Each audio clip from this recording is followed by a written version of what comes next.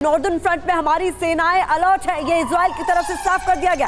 किसी भी हमले का जवाब देने के लिए हम तैयार हैं। तो ये इस वक्त की बहुत बड़ी खबर आपके सामने, जंग के बीच इजरायली आर्मी का ये बड़ा बयान, जहां नॉर्दर्न फ्रंट में हमारी सेनाएं अलर्ट मोड पर है। किसी भी हमले का जवाब देने को हम पूरी तरीके से तैयार।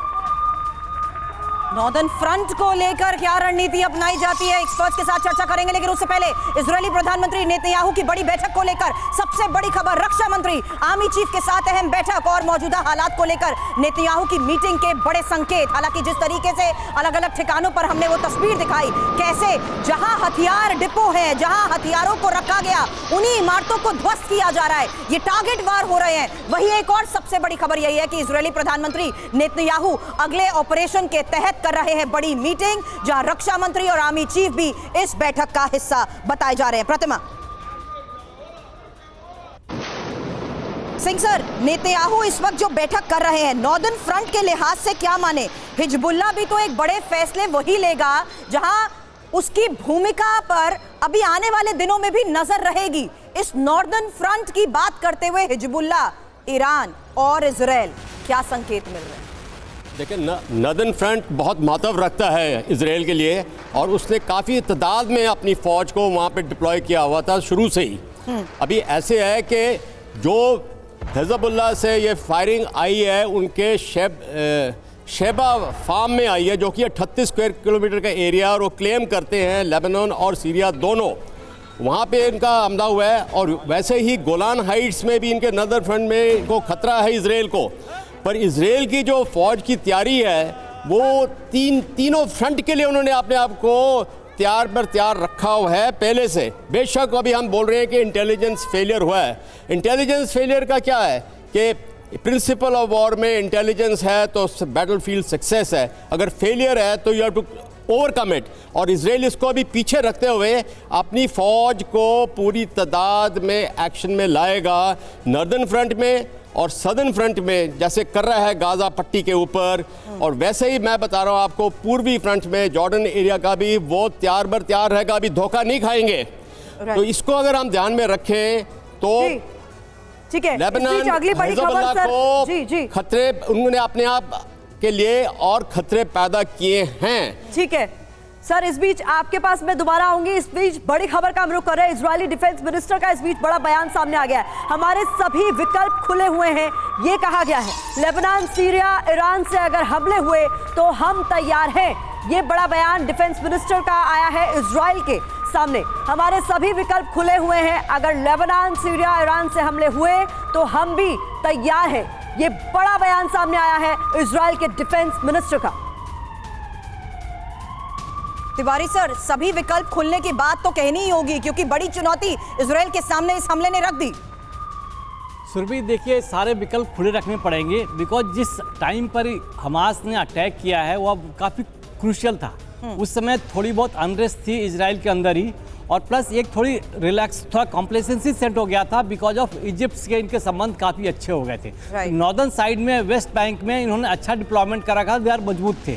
और जहाँ इंटेलिजेंस फेलियर का सवाल है, because this area Gaza city छोटी सी थी और यहाँ थोड़ा इग्नोर था, यहाँ हमास ने बिल्डअप करके दे हैव बीन सक्सेसफुल। सारे विकल्प, मतलब एवरी विकल्प है ताकि इनके डिस्ट्रॉय करेंगे। जहाँ तक मनीष जी बता रहे थे कि non state actors, like non state actors को यूज किया जा रहा है कंफ्यूजन क्रिएट करने के लिए। लाइक ईरान हो या और कई कंट्री है जो सपोर्ट कर रही हैं, they are not coming directly, but non state actors को लेके आएंगे, वो सीरिया से हो या लेबनान से हो या हमास। सर, अगर वो डायरेक्टली नहीं भी है, लेकिन क्या ये स्पेक्यूलेशंस जो अभी पिछले 24 घंटे में लगे आए जा रहे हैं, क्या इनको ट्रेन किया गया है? क्या हमास इतना मजबूत है कि वो अकेले अपने दम पर ऐसा कर सके? Answer is no. हिजबुल्लाह की भूमिका नजर आ गई। क्या इनको ट्रेन किया गया? क्या ये एक वेल प्लान्ड अटैक था? घोष सर। जी हाँ, ये एक बहुत ही बड़ा षड्यंत्र था। मैं आपको 1-2 मिनट में बताता हूं कि ये इंटेलिजेंस फेलियर क्यों हुआ। क्योंकि अभी तक जो है इजराइल एक इकोनॉमिक इंसेंटिव दे रहा था हमास को। हमास ने सीधा कह दिया था कि हम मिलिट्री एक्शन नहीं लेंगे।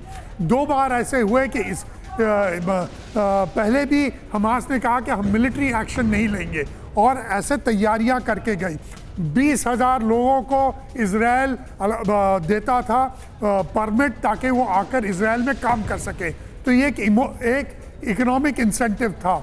और इजराइल के मोसाद ने पूरा कह दिया था कि हमें पता है कि हमास और मिलिट्री एक्शन नहीं लेगा।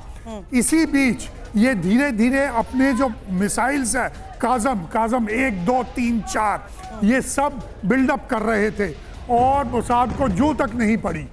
अभी अचानक ये हमास, हिजबुल्ला और ईरान, इन तीनों ने एक साथ करके एक ऐसा षड्यंत्र किया कि पहला हमास गया। आपने देखा वो कैसा वो अटैक हुआ, पहले तो रॉकेट से किया, फिर माइक्रोलाइट से, फिर बूट्स ऑन ग्राउंड के साथ। तो ये एक बहुत ही बड़ा षड्यंत्र है जो धीरे धीरे खुलने वाला है। और यही आप देख रहे हैं कि लेबनान, हिजबुल्ला, हमास एक साथ धीरे धीरे। बिल्कुल, बात चूंकि खेमे बंदी की हो रही है, आइए देखते हैं कि कैसे फिलिस्तीन के इजराइल पर हमले ने दुनिया के देशों में 2 गुटों में उसे बांट दिया है। देखते हैं कि कौन किस खेमे के साथ खड़ा हुआ इस दौरान नजर आ रहा है। बहुत महत्वपूर्ण जानकारी जल्दी से आपके सामने रख देते हैं। फिलिस्तीन की बात करें तो बता दूं आपको, Lebanon, Iraq, Iran, Syria, Yemen, Libya इसके साथ खड़े नजर आते हैं। सुरभि, इजराइल जिस तरीके से अभी फिलहाल इस चुनौती का सामना कर रहा है, ये साफ है कि अमेरिका, यूक्रेन, फ्रांस, इटली और आयरलैंड और ग्रीस इजराइल के साथ है। तो इस युद्ध के बाद की गुटबाजी की जिस तरीके से मनीष हम यहाँ पर चर्चा कर रहे हैं, इजराइल के साथ America, Ukraine, France, Italy, Ireland, Greece भले ही हो, लेकिन अमेरिका पर तो सवाल अभी भी उठा दिए गए। और हमेशा की तरह वॉर फ्रंट कोई भी हो, सवालों के घेरे में अमेरिका जरूर आता है। मनीष, देखिए, इस वक्त तो आना ही चाहिए, और केवल हम और आप नहीं उठा रहे हैं, बल्कि अमेरिका के जो पूर्व राष्ट्रपति डोनाल्ड ट्रंप ने बाइडेन पर सवाल उठाया कि आपकी फंडिंग से ही हमास को इतना रिसोर्सेज मिला है कि वो इजराइल पर इस तरह का हमला कर रहा है। और दूसरी बात देखिए, आज अमेरिका का वो कद नहीं है मिडिल ईस्ट में जो कभी हुआ करता था।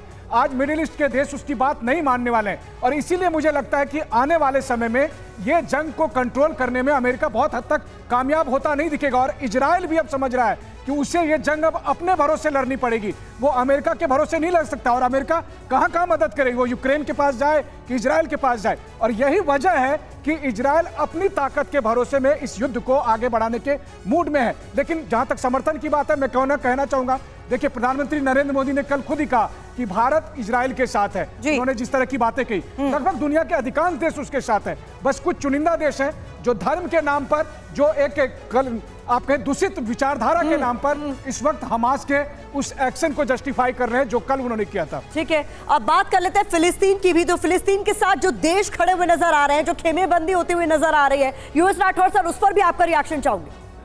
देखिए, लेबनान तो अपना हिजबुल्ला का लेबनान से ही ऑपरेट करता है। बिल्कुल। तो ये जो अटैक हुआ है, इसमें पूरी प्लानिंग में लेबनान, हमास और हिजबुल्ला ने पूरा प्लानिंग की है, पूरा इन्होंने रिसोर्स इकट्ठा किए हैं, और इसके अंदर सरपरस्ती इन देशों की रही है। एक एंगल मैं ज़रूर बताना चाहूँगा, कहीं ये इजराइल पर अटैक इसलिए तो नहीं हुआ कि अमेरिका का ध्यान रशिया यूक्रेन वार से हटाया जा सके, ये एक बड़ा कारण भी हो सकता है। इस पर भी आगे आपसे चर्चा जरूर करूंगी राठौर सर। जो बड़ी बात आपने कही है